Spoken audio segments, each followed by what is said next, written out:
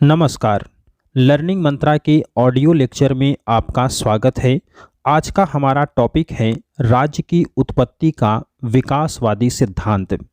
सामाजिक समझौता सिद्धांत की प्रतिक्रिया के परिणाम स्वरूप विकासवादी अथवा ऐतिहासिक या वैज्ञानिक या क्रमिक सिद्धांत की उत्पत्ति हुई। राज्य की उत्पत्ति का यह सबसे मान्य सिद्धांत है।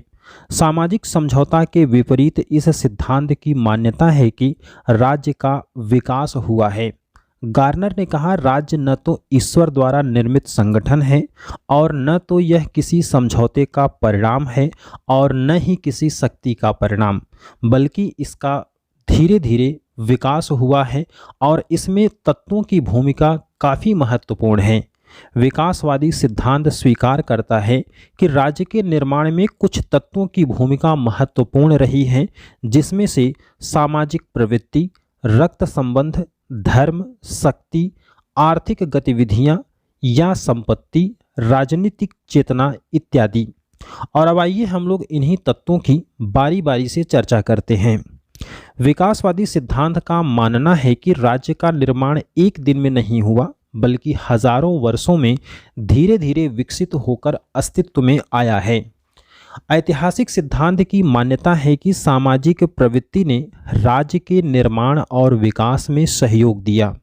अरस्तु ने कहा, मनुष्य एक सामाजिक प्राणी है, इसलिए पहले परिवार, फिर ग्राम और अंततः राज्य का विकास हुआ। अरस्तु और बोना के द्वारा इस सिद्धांत का समर्थन भी किया गया। रक्त संबंध से स्वजन का जन्म होता है और बाद में यही राज्य के रूप में परिवर्तित हो जाता है। मैकाइवर ने कहा कि रक्त संबंध समाज को जन्म देता है और समाज कालांतर में राज्य को। धर्म भी राज्य की उत्पत्ति में एक महत्वपूर्ण निर्धारक तत्व रहा है, क्योंकि आदिकाल में जादू टोना और धार्मिक मान्यताएं व्यक्ति में भय उत्पन्न करते थे, जिसके चलते भय से मुक्ति दिलाने के लिए पुरोहित वर्ग का जन्म हो गया और यही पुरोहित आगे चलकर राजा बन गया। गैटल ने कहा, रक्त संबंध और धर्म शक्ति एक ही सिक्के के दो पहलू हैं, लेकिन वुड्रो विल्सन ने कहा, रक्त संबंध धर्म का ही एक रूप था। गिलक्राइस्ट ने कहा, कुटुंब यानी कि परिवार उतना ही धार्मिक संघ था जितना कि वह स्वाभाविक संघ था। इन्होंने कहा कि जादूगर से राजा बनने का जो चरण होता है वो आसान होता है।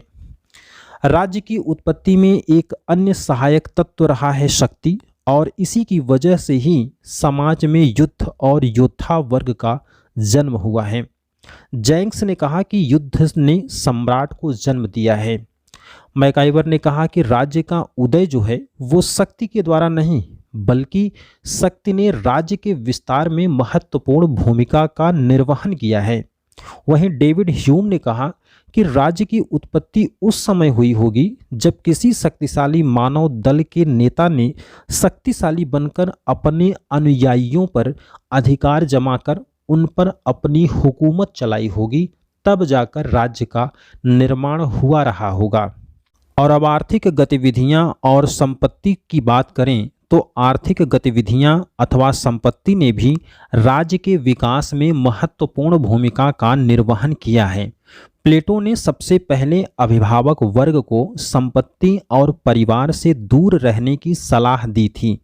आधुनिक काल में जॉन लॉक ने संपत्ति को सबसे महत्वपूर्ण प्राकृतिक अधिकार माना और श्रम सिद्धांत का प्रतिपादन करते हुए राज्य की उत्पत्ति की व्याख्या भी किया है।